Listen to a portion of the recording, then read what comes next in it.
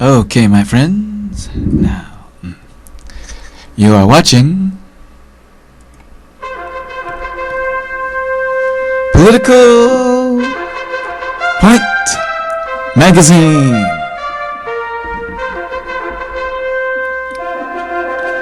where the right is right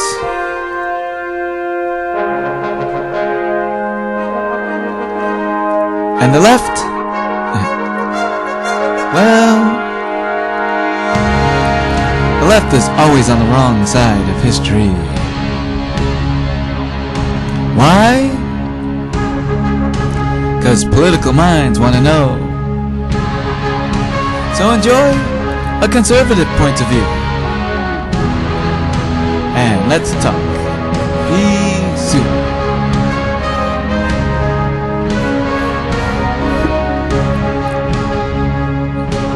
With tonight's top story.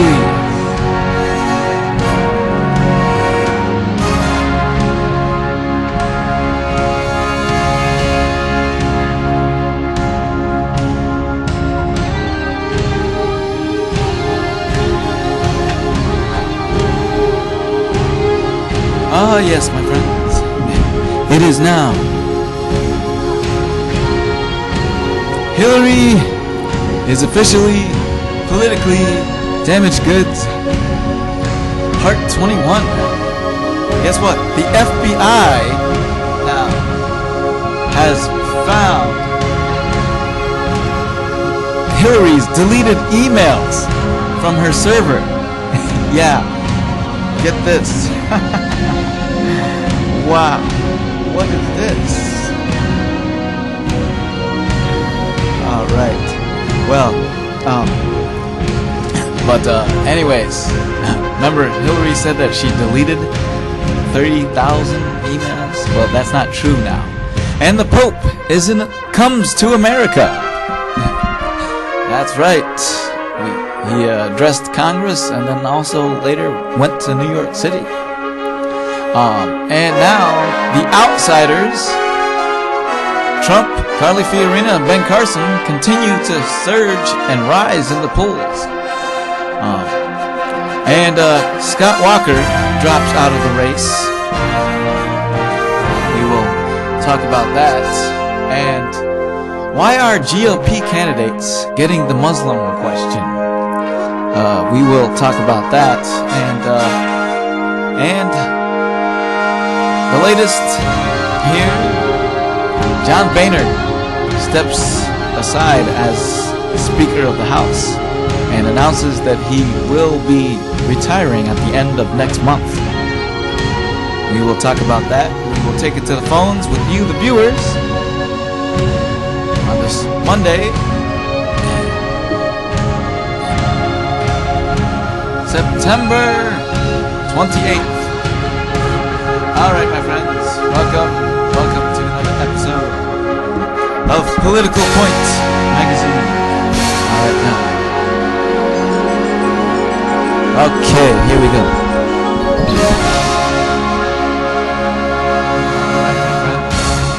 Alright, well, that is what we have tonight. So, we start tonight. Okay, now, I'm going to start off with the latest here.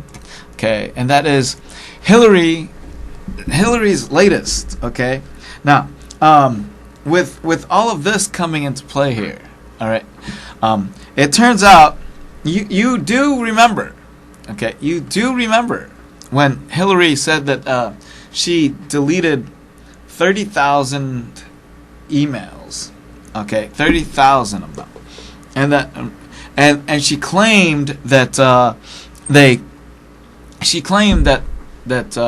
they had nothing to do with work or whatever, you know. But appears that turns out to be a lot. Now, I've got a responsibility to you and other voters who ask me about this.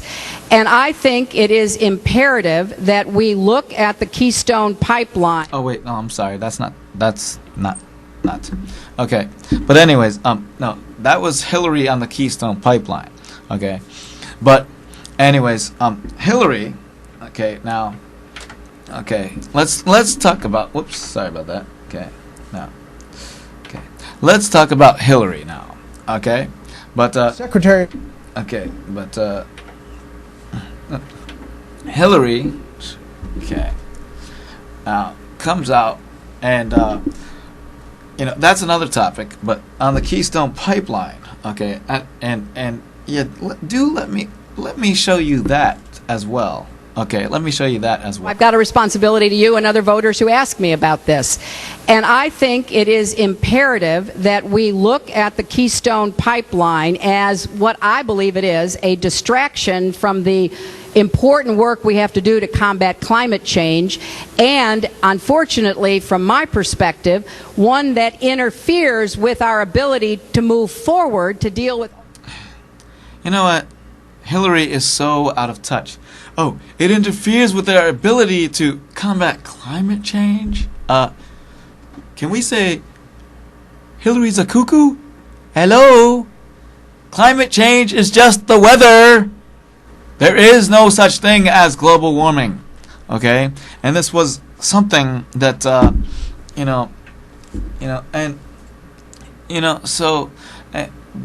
but Hillary flip-flops so much, before, on the Keystone Pipeline, she was like, she was like, oh, I'm not gonna give you an answer on this because I want to wait to see how it plays out. All right? And now she comes out and it's so ridiculous. But this is what she said. But then this is what she said back in October of 2010. Okay, back in October of 2010. Let me show you this. All right, I mean she flip-flops so much. Okay, but take a listen to this. So, as I say, we've not yet signed off on it, but we are inclined to do so, and we are for several reasons. Going back to one of your original questions, we're either going to be dependent on dirty oil from the Gulf or dependent on dirty oil from Canada. And until we can get our act together as a country and figure out that clean, renewable energy is in both our economic interests and the interests of our planet. I do not like Hillary at all. Okay, I do not like Hillary at all. And then Bernie Sanders comes out and supports Hillary's statement. He says, okay, as a senator who has victoriously opposed the Keystone Pipeline from the beginning, I am glad that Secretary Clinton finally has made a decision, and I welcome her opposition to the pipeline. It's just so stupid. These idiots on the Democratic side, okay, Bernie Sanders, Hillary Clinton, these idiot socialists on the Democrat side, climate change is just the weather. The founder of the Weather Channel even debunked global warming, okay? There is no evidence that global warming is caused by man. There is no evidence of it. All right? Okay? And this is one of those things that I also disagree with the Pope on this. Okay. But anyhow, moving on to another topic, okay? Because I feel that we will get the Keystone Pipeline approved when we have a Republican president. Okay? And we will have a Republican president. All right? Because Congress now is controlled, both houses is controlled by the Republicans. All right? And we should get a Republican president to go along with that now. Okay? And so as time flies here, okay, let's get into why Hillary is bad for the country here. Okay? Now the FBI has found the so-called 30,000 emails that Hillary so-called deleted from the server, because the FBI now has possession of Hillary's server, and they've been going through it, and they found more classified material, more classified emails in her server, in those 30,000.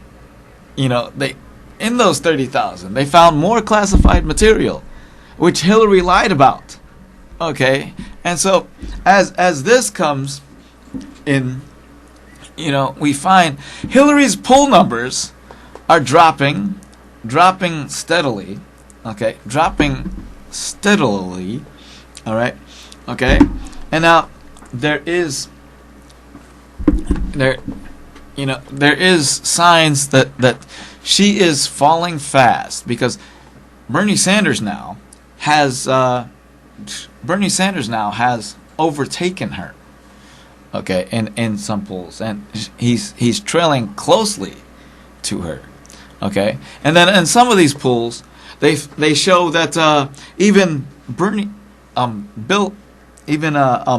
Joe Biden is a force to be reckoned with. But Biden's not even in the race. Okay, and I highly doubt that Biden is going to jump in, because he's even said that his heart is not in it, my friends. Okay, there comes a time when you just have to look at our politicians here, okay, and come to the conclusion that that it's time for something different, time for something new. Okay, time for something, a fresh on our minds. Okay, really fresh on our minds. We need to get this solved here. Okay, but now with all of this here. Okay, now I want to get into how the Pope has impacted our faith here. Okay, now because the Pope now, onto an even better topic here. Okay, somebody more important than Hillary Clinton came to America, and you know who that is? Pope Francis. That's right, my friends. Pope Francis came to America. Here we have the shots of Pope Francis in New York City in the Pope Mobile. Okay, you see that? Okay, and several Secret Service there, okay, or guards or whatever. But anyway, the Pope came to America. All right, and there you see the Pope Mobile there, and after that, the Pope, Pope Francis. I remember when the Pope got elected. Okay, and I want to get into this too, because the Pope is a very important figure. Now the liberals make a fuss over religion and politics. And I have always said this country is founded upon the Judeo-Christian faith. Okay, now the Pope came to America, and he addressed Congress. Okay, he addressed Congress, and he said several things. Okay, and of which I'm going to get into. Okay, but I do want to get into a lot of what he has said. Okay, but the Pope has come to America, and I think he does this like once a year or something. But the Pope has come to America, this definitely is one of the most unique popes that we have ever had in our lives. Okay, now some people now as you know, the Pope is Catholic, okay, and he is the main leading voice in the religion, but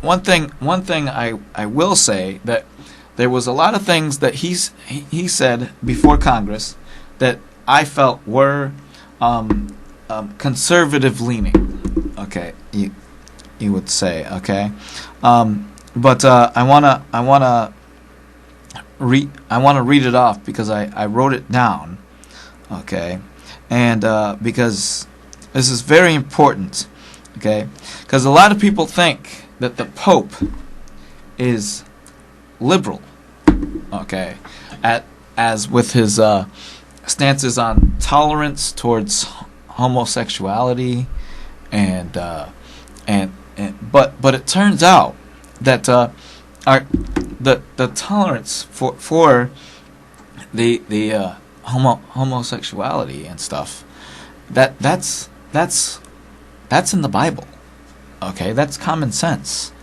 all right. He's not liberal at all, okay, he's not liberal at all, but he has taken some liberal stances, okay, like on climate change, okay. Let me show what let me Subjects from poverty. oh wait, Lawmakers. but here's some of what the Pope Streaming to America. said. We need to avoid a common temptation nowadays to discard whatever proves troublesome. And while he Yep, but and then also The Golden Rule also reminds us of our responsibility to protect and defend human life at every stage of its development. then okay. He talked about the Golden Rule, which is you treat others who invited the way you would want to be treated. Okay, so the Pope, is but I wanna read off something very important that he did say in his address before Congress. Okay, because I find this very, very important. Okay, with everything that we have in play here, but the Pope made the very, very important point. Okay, and this is very important for people to understand here. Okay, but this is the Pope. Okay, the Pope said, if we want security, let us give security. If we want life, let us give life. If we want opportunity, let us provide these opportunities. Okay. Now I want to get into more of what the Pope had to say. Okay, but this is but that tells me, just in that statement right there, that tells me that the Pope is more conservative. Okay, the Pope is more conservative, okay, than you think. Okay, now when he said if we want security, let us give security. Now he's obviously talking about the war on terror and ISIS and that tells me that he actually wants us to combat the terrorists. Okay, and he wants us to be protected from terrorists. Okay, and when he said if we want life, let us give life. obviously, that, my friends, is the pro-life statement there. Okay, and he's now Pope Francis is a Jesuit. Okay, and he's pro-life, and he's against abortions.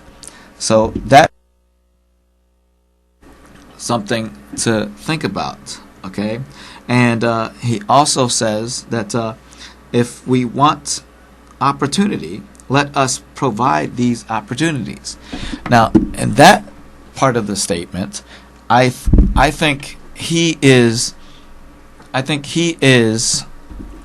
talking about the opportunities like business. Okay, business. Okay, he's not for punishing the most successful. Okay, he wants businesses, big and small, to survive, and these opportunities, he wants everybody to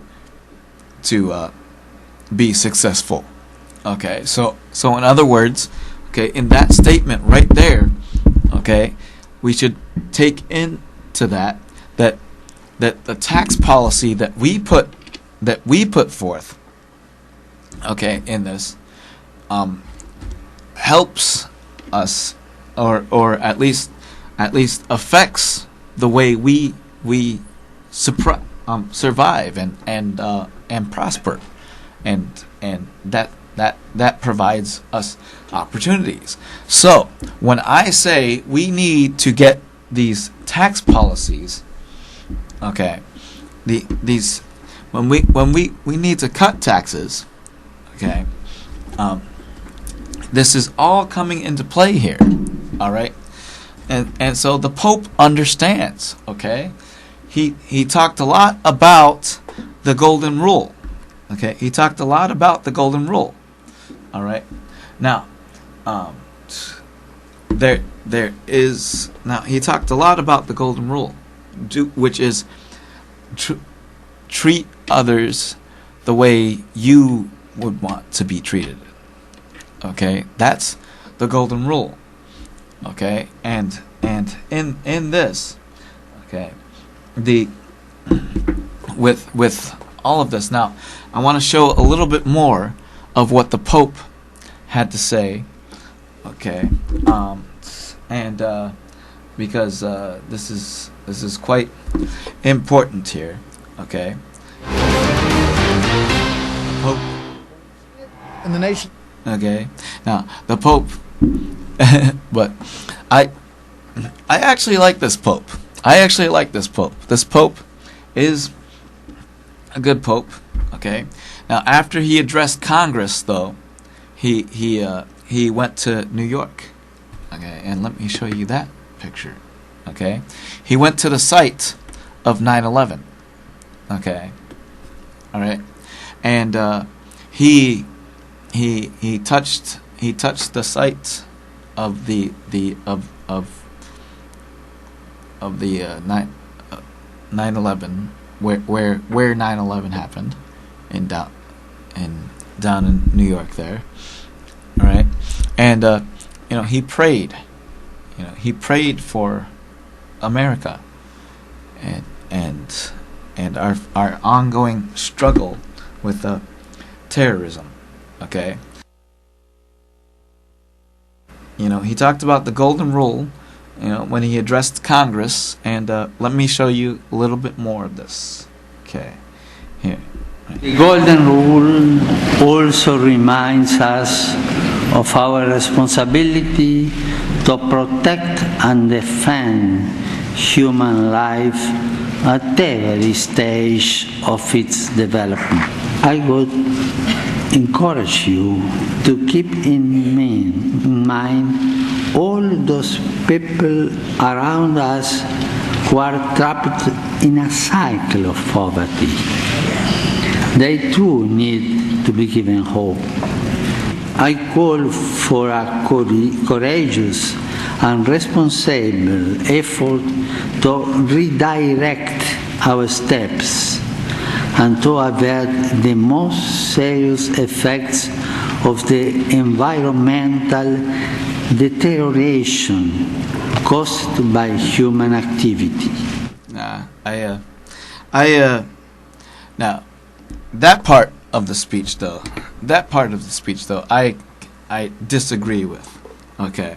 Now, someone needs to tell the Pope that there is no evidence of humans causing global warming or causing any harm to our environment.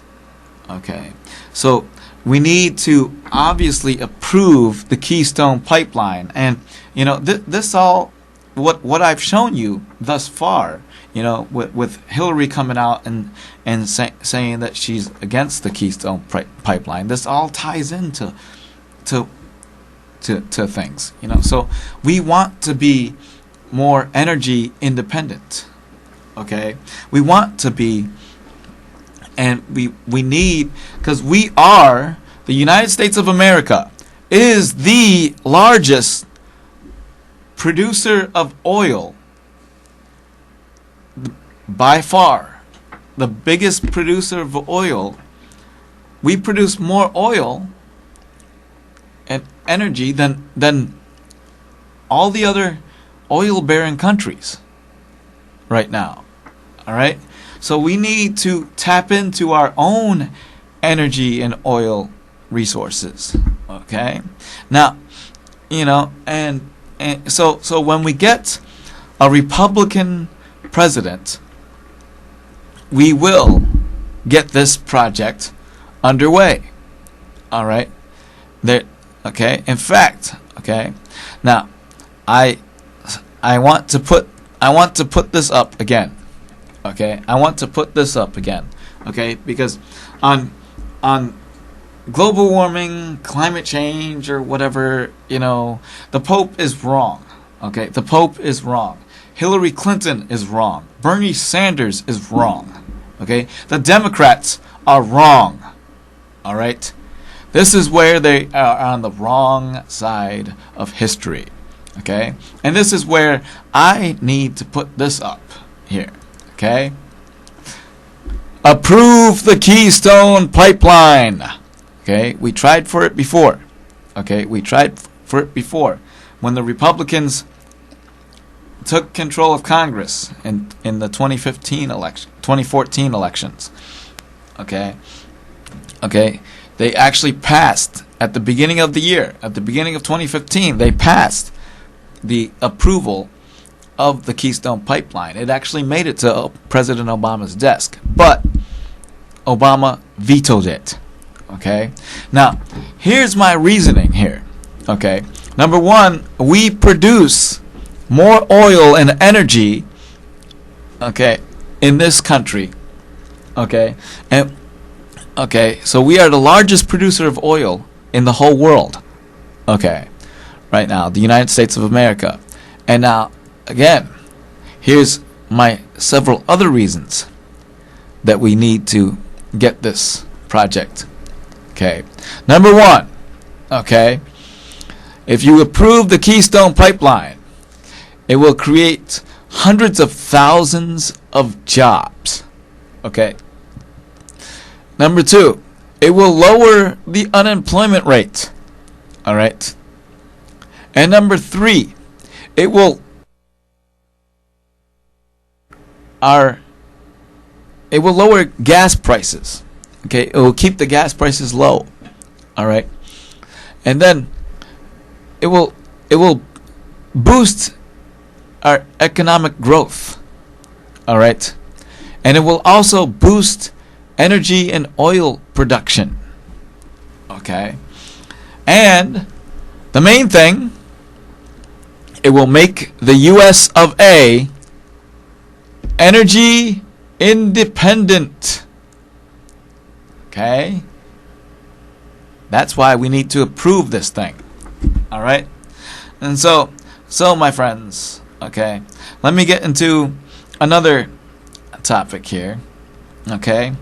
And so this is why we need to get this project all done here and prove these morons wrong. Okay, so now continuing on now. Okay, I need to get this underway here. Okay, the GOP outsiders, Trump, Carly Fiorina, and Ben Carson, are all on this great pathway here. Okay, they're on the rise. Okay, Carly Fiorina, Ben Carson, Trump. Okay, all of the polls now, they show that a majority of people want an outsider. A majority of Americans, they don't want the status quo politicians. Okay, the status quo politicians. The status quo has got to go. All right, so they don't want Jeb Bush. They don't want the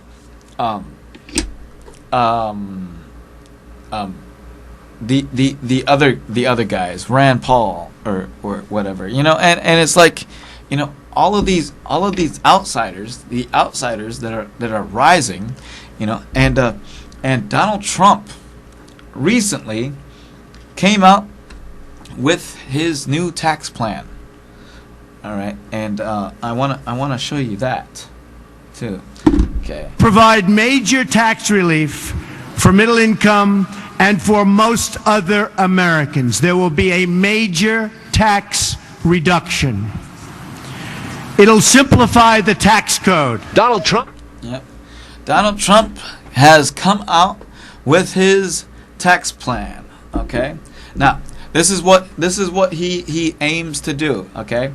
Donald Trump has come out with his tax plan here, and okay. And let me show you that. Let me show you this here.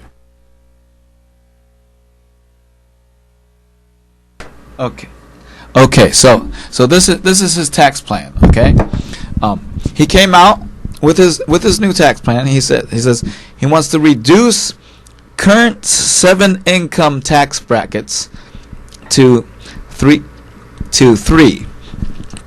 Okay, and his tax plan cuts rates to 25%, 25, 20, and 10%.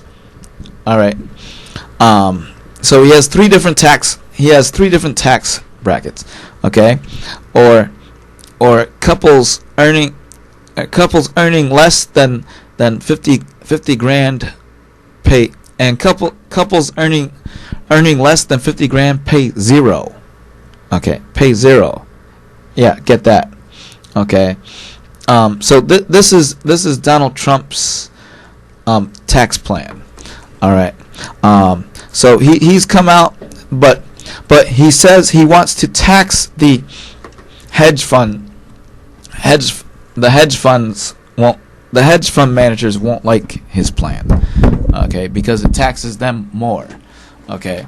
So he's raising taxes on the wealthy hedge fund managers, but and himself, people like him making billions, but he says that his plan will reduce rates for everybody. Hey, now here's another angle of his plan. Okay, here's another angle of his, which comes out now. Okay.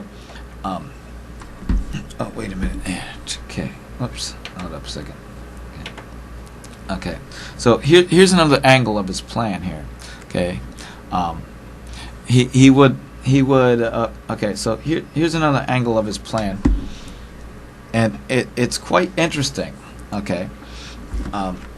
This new idea of his. All right. And so here's another angle of his plan here. All right, he will slash business taxes to 15% to spur growth. He will eliminate the death tax, the marriage penalty, and the alternative minimum tax. Okay, that part actually, I kind of like. Okay, so it minimizes deductions and stuff. Simplifies. Well, at least he says it simplifies the tax code. Okay, but here's what Dave Manny said about his tax plan. Okay, wait. So here's what Dave Manny said about his tax plan, but here it comes. Okay, right. For growing loopholes. It has these remarkable sort of areas in which there is no detail and which there is clearly going to be a gigantic, load of misbehavior and unintended consequences. Trump's all. That guy is just, oh man, I don't know. I don't know. He's like all over the place. Okay, all over the place. But and so with everything, with all of this coming into play here. Okay, now we see how now I like Carson's plan though. I like Carson's plan. Carson's plan is just a flat tax. Okay, flat tax on everybody. Okay, 10%. It's because it's based on tithing. Because 10%, so so with all of this, I need to get into something else here, all right, because it recently happened after the Pope came to America, all right, and I just want to show it to you. Because okay, I just want to show it. John Boehner. Okay, John Boehner. Now, in fact, John Boehner now has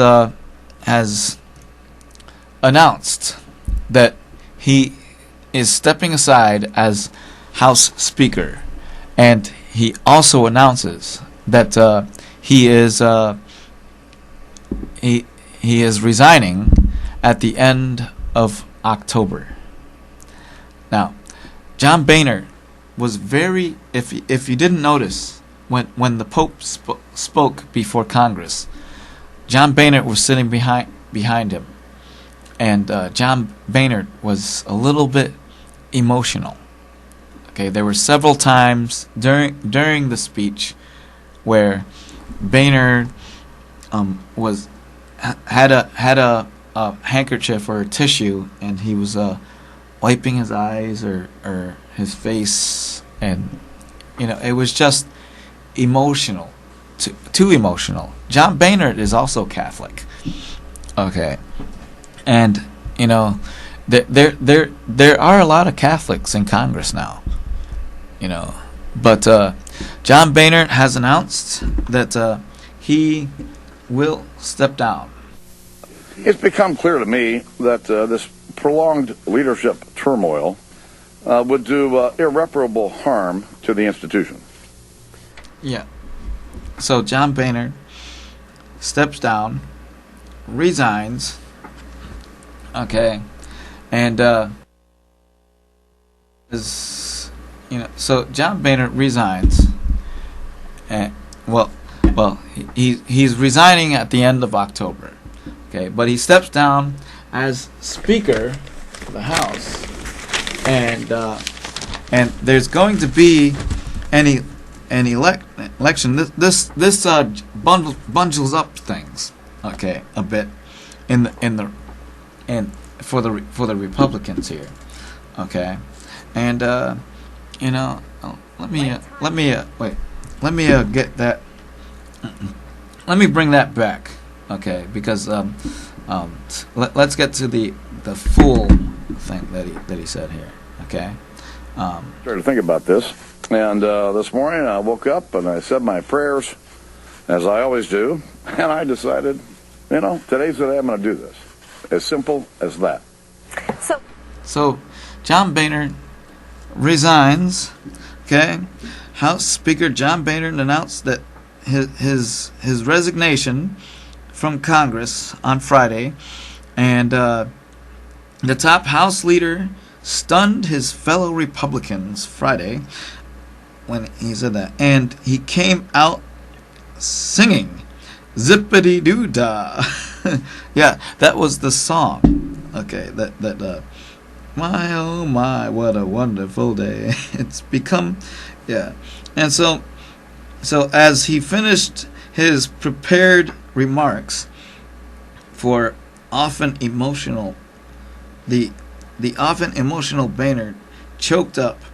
Okay, and he said, "It's been an honor to serve in this institution." He said he had tears in his eyes, and his announcement comes one day after he brought the Pope Francis to address Congress. So now, this bears the question: who will take over as Speaker of the House? I have that answer for you. Okay, I have that answer for you. Okay, that is, the next in line is the House Majority Whip, Kevin McCarthy. All right, now Kevin McCarthy, who's 50 years old, okay, elected in 2006. His hometown is Bakersfield, California. Okay, now he was previously California State Assemblyman and congressional staffer. Okay, his wife's name is Judy, and he has 2 kids, Connor and Megan. Okay, so the next in line, there are going to be elections to this. Okay, now House Speaker John Boehner, okay, with his announcement, and surprised everybody. Okay, now lately people have been a little bit upset about the job that House Speaker John Boehner has been doing, because again, when it came to the debt limit, he actually negotiated with Obama and actually raised taxes, and which didn't help at all. Okay, and he didn't succeed in repealing and replacing Obamacare. They tried to defund Obamacare, but that didn't work. That's, as a result, that ended up in a showdown over the government working. Okay, so there was a government shutdown, and which was forced upon, by the way, by, at the time, Senate Majority Leader Harry Reid and President Barack Obama. Okay, so it was the Democrats that forced the shutdown, not the Republicans. Okay, but then again, there is a shakeup now in the House. Okay, and some people are going to line up to become the next Speaker of the House. Okay, Kevin McCarthy's really the next in line, and I think he will get the elect.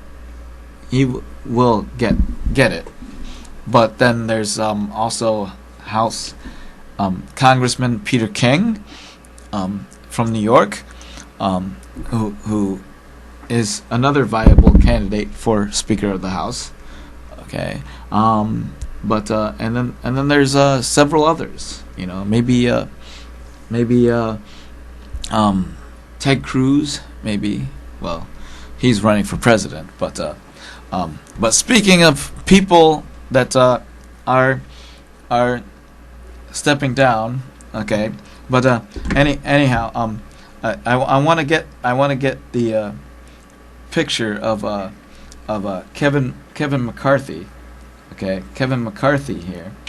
Okay, and this is right here. Okay, this is right here. This is Peter McCarthy. Okay, or Kevin McCarthy. I mean. Okay, he's the guy that will possibly take over for him. Okay, but anyhow, I want to get into something else. Okay, but I also want to wait for calls too. Okay, so if anybody's listening and watching in, okay, I want to get into something else that's majorly important here. Okay, now I have puzzled over. Okay. Oh, wait a minute. The heck? Oh, dude. Uh-oh. Okay, so hang on a minute. I'm at a loss here. Here we go. Okay, here it is.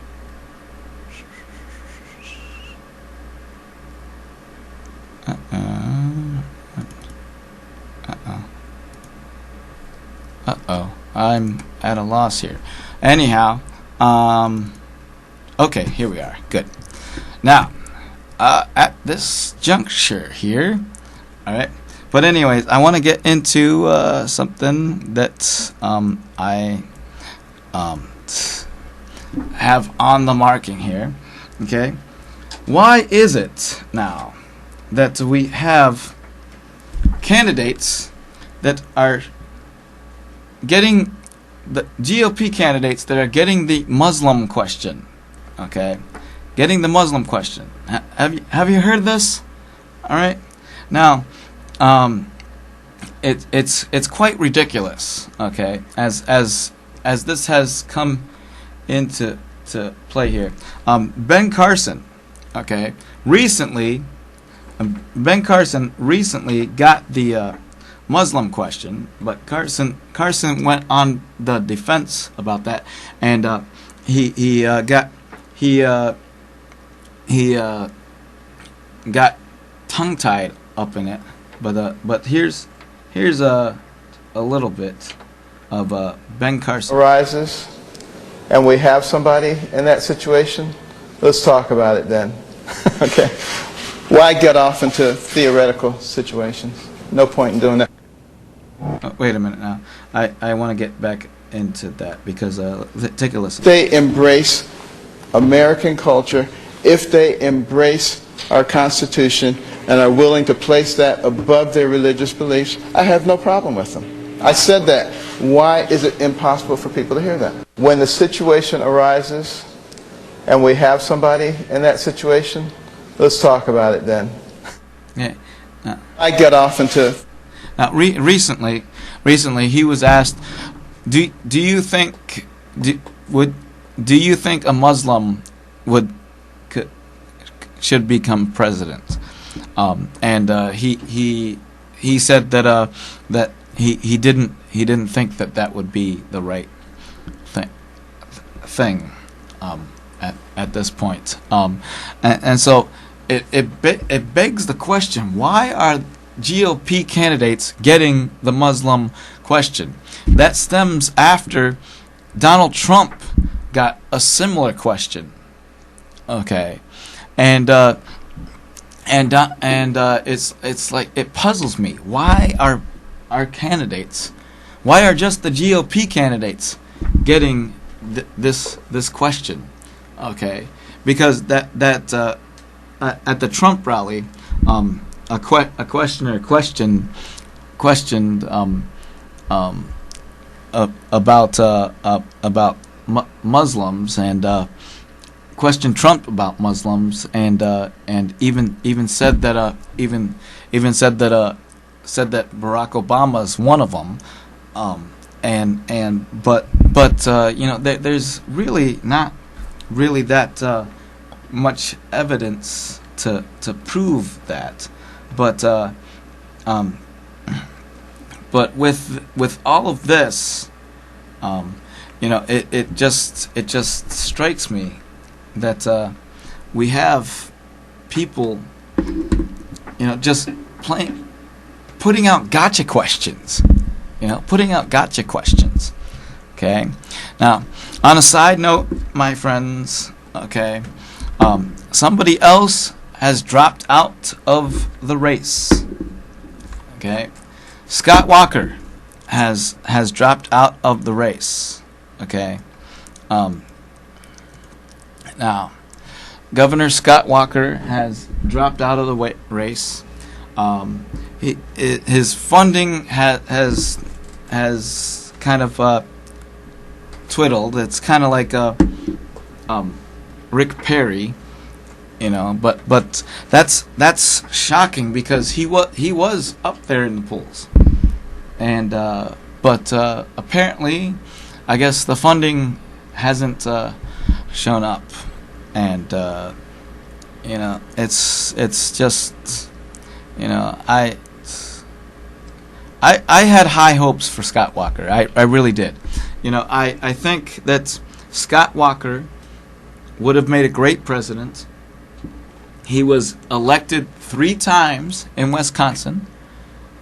The first was 2006. No, it was 2010. Yeah, the first was 2010, and then they tried to recall him. Okay, and then he beat the recall, and then he overwhelmingly got reelected again in 2014. Okay, so that's 3 times. So obviously he's doing something right, But Scott Walker dropped out of the race, and so now there's like 15 candidates now on the Republican side. Okay, who do you think will be the next to go? Okay, on that note, okay, I want to take it up to the phone call.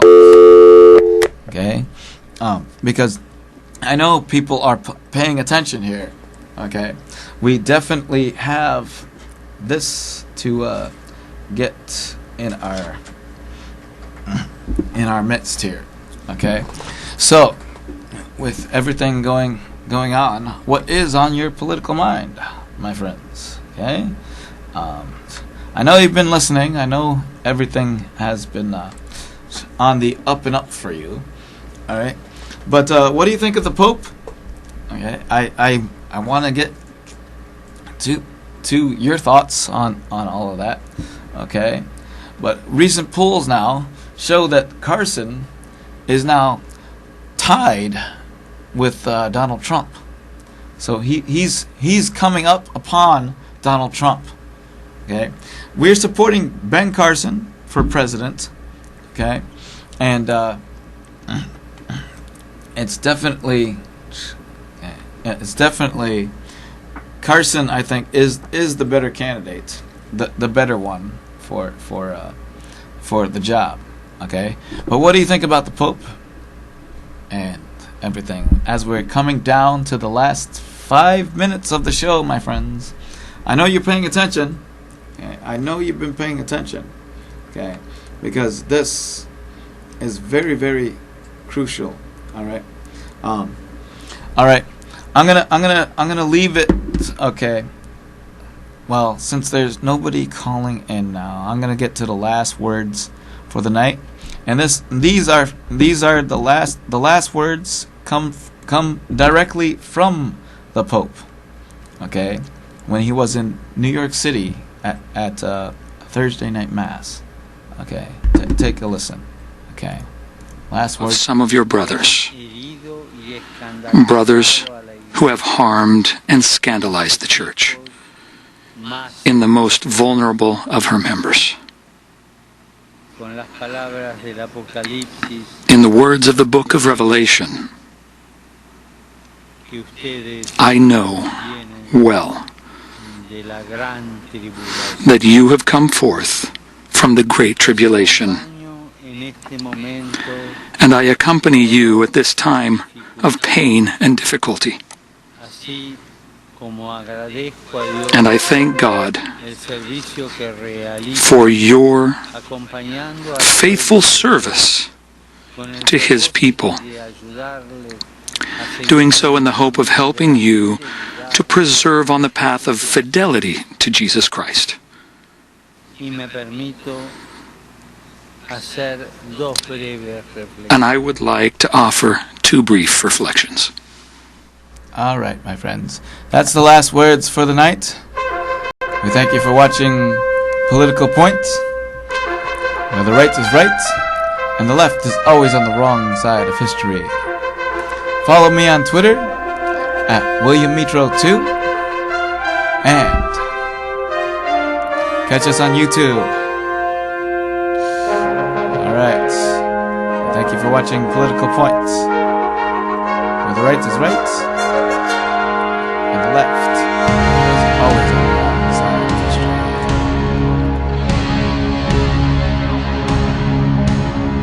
He graces so many blessings,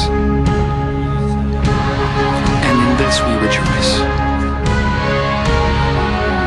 It will do us good to think back on our lives with the grace of remembrance. Remembrance of when we were first called. Remembrance of the road traveled. Remembrance of graces received. And the prolong. Remembrance of our encounter with Jesus Christ so often along the way. Remembrance of the amazement which our encounter with Jesus Christ has awakened in our hearts. Sisters, brothers,